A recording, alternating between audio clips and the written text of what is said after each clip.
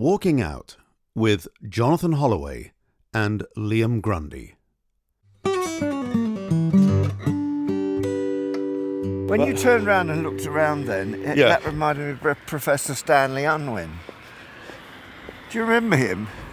No. So he had glasses. Yeah. I remember him very well. Yeah. He's on the. And he used to talk. He had a language of his Odibode. He's on the Ogden Nutgon Flake. And he would occasionally do a kind of complete, for no apparent reason. No, that's you're conflating. I'm conflating. Has it been deemed that I have conflated? Yeah, you're conflating two artists. You're conflating Professor Stanley Unwin. Yes. With Jack Douglas.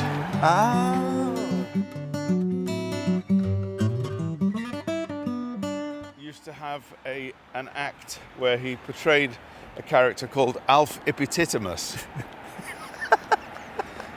And he used to often interrupt acts to come on stage in a flat cap and bib and braces. And they say, sorry, what are you doing here? And he'd go, well, I'm here about and he'd do all that business. Often Des O'Connor would work with him. Oh, yeah. And they'd say, what's your name? And he'd say, Alf Epititimus. And they say, how do you spell that? 2 ips, a pip, and a titimus. That's how he used to say it. And he used to go, give over. And it's like a Tourette's thing. Yeah. He'd look round and, hey, what? Way, and all that. He used to do all that sort of thing. You're absolutely right. Did he have he had a flat cap? He did. Yeah. Yeah.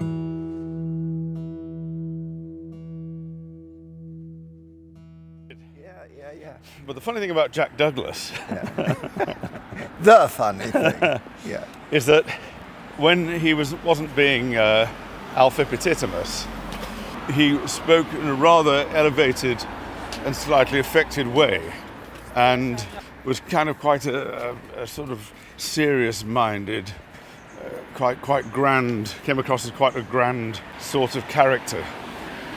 And he ran a restaurant in Blackpool for years. Right. He was a restaurateur.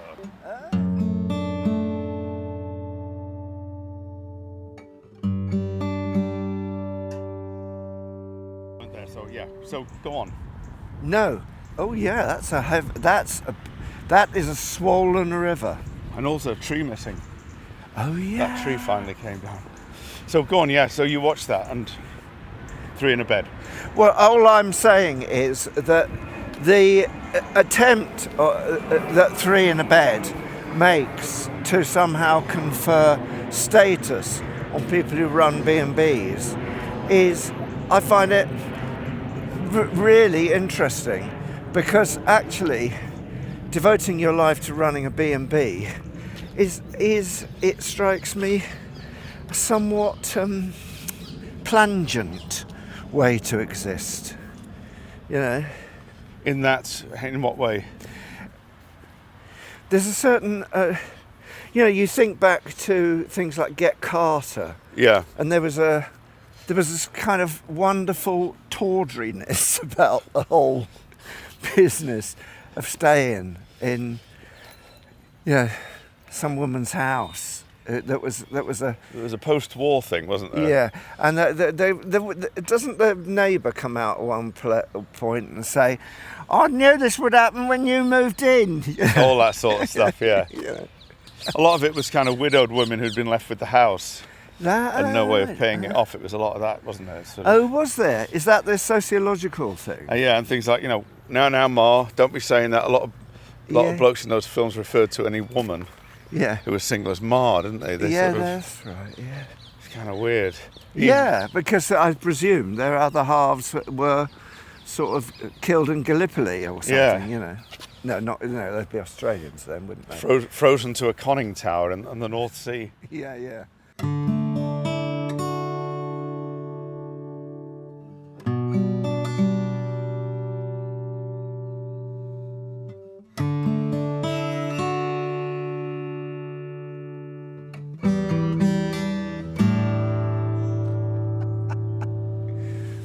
But I think that I think the B&B thing is you're setting yourself up for a problem, and people go, well, we looked on top of the wardrobe, and we found dust or stuff like that. The top of the skirting rail, curtain rail, we found, and you're actually bringing someone in to actually just criticise because they want to win. It's an awful thing. I mean, I don't know why people would go on it. To have someone you don't know come into your home and not be grateful. We were always grateful as kids when we stayed anywhere. My mum and dad, we suddenly had to sort of become invisible if we were staying in a hotel or someone else's place. We don't want to upset anybody and whisper. Yeah, I remember that going away on a holiday to Bognor Regis for a week with my parents. The week that my brother Steve took advantage of to flee from the United Kingdom, so we got back and found that he'd emigrated. Yeah. Anyway, when we were down at this place, we were literally kicked out by 10 o'clock in the morning. Yes, that's right. And we weren't allowed back into it till about 4:30, 5 o'clock in the afternoon. And I came back from this holiday where it rained all the time in Bognor Regis, and we had to sit with towels over our heads to supposedly, towels that are made to soak up water. Yeah. I had to sit with them on our heads on the beach while the thunder rumbled, But anyway, I got impetigo. Oh. So I came back with a face covered in sores, open sores. God. My dad had a friend called Len Boyd, and he always used to go on the east coast, northeast coast. Oh yeah. For his holidays. Of course, we used to go down to the southwest. Where there's all the stuff out of the mines, kind of. No, he'd be like Scarborough and okay. So not like Whitley Bay again, and all that. Well, it's sort of a northeast coast sort of thing. Yeah. So he'd go up there, and my dad used to say, "Well, Len, isn't it a bit, it's a bit Skegness and all those places. Yeah. Isn't it a bit sort of, it's a bit cold up there, isn't it?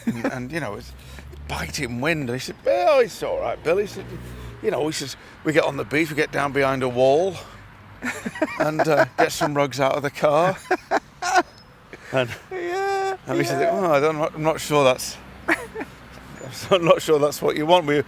All our photographs are us all on the beach in swimming costumes, No, he says, right, you get down behind a wall. Yeah. You're crouching behind a wall for a fortnight in Cleethorpes. I mean, he had plenty of money. It wasn't that. He just liked that elemental approach, I remember I had knitted swimming trunks. Wow. And knitted swimming trunks were sort of invented to hold pounds of sand and guarantee that you got some kind of soreness. Yeah, a lot of chafing would go on. A lot of chafing. So, going on holiday was synonymous with sand in my pants and feelings of pain associated with chafing, and that was thought to be perfectly normal. And also the weight of the sodden could lead to sudden death, couldn't it? Yeah, well, in the water. Yeah, well, exactly. Why is there a big hole there? I don't know. What are they digging that out for? What's going on? So it looks like something they should have done earlier to me.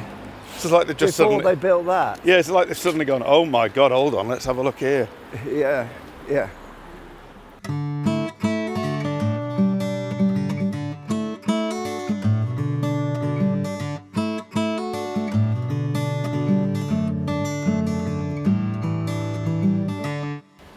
Oh, look. There's some kind of... Okay, it's a brick. It's an old water main, isn't it? But there's actually made of bricks. Yeah, it must be a Victorian... It looks like a Victorian water drain main. or something, yeah. Yeah. And look, there's some disappearing over there as well. Oh, yes. Under the road. I'm convinced it's Roman. Oh, yeah. Are you convinced it's Roman? Yeah. In fact, the bricks look like stock bricks off that from that place that used to produce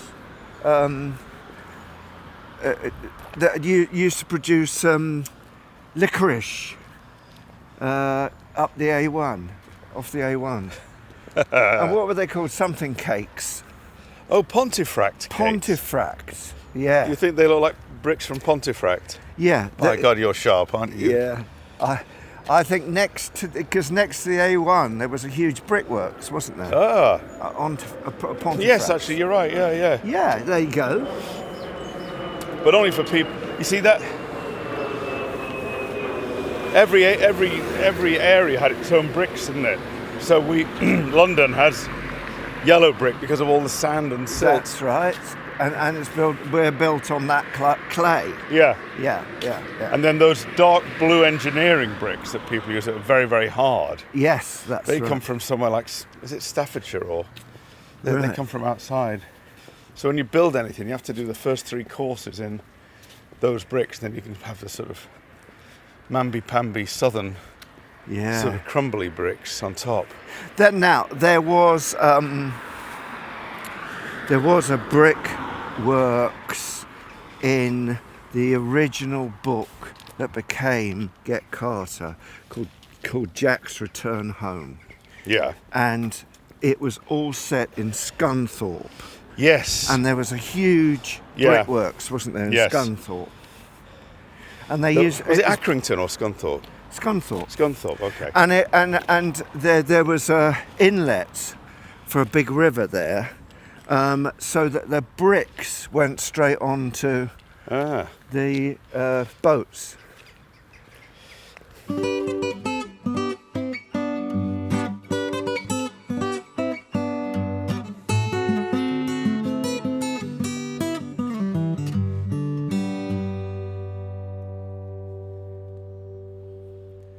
I remember being taken on a tour of this by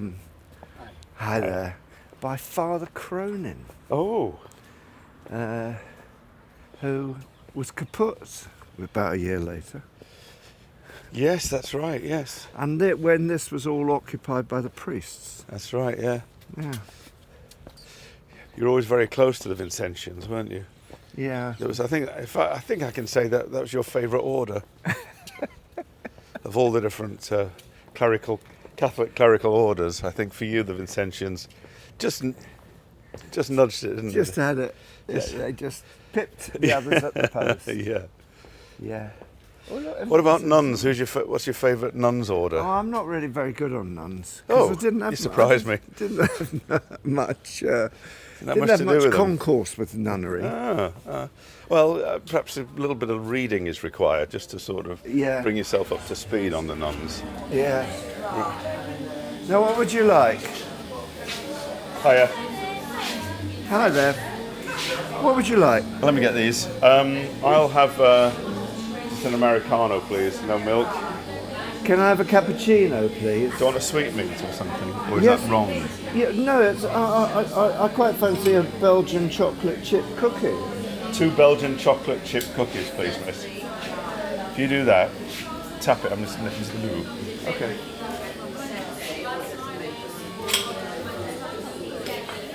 Thank you.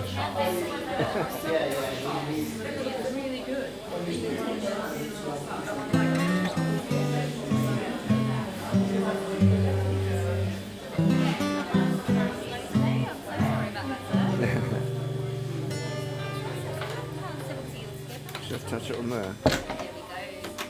Fantastic. Excellent. Hi.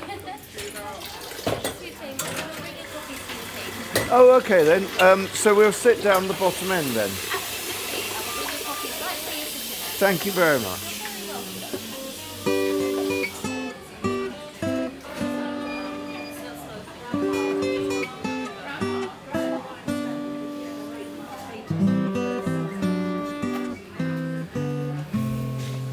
Walking Out with Jonathan Holloway and Liam Grundy, with music by Liam Grundy, a Fruit People production.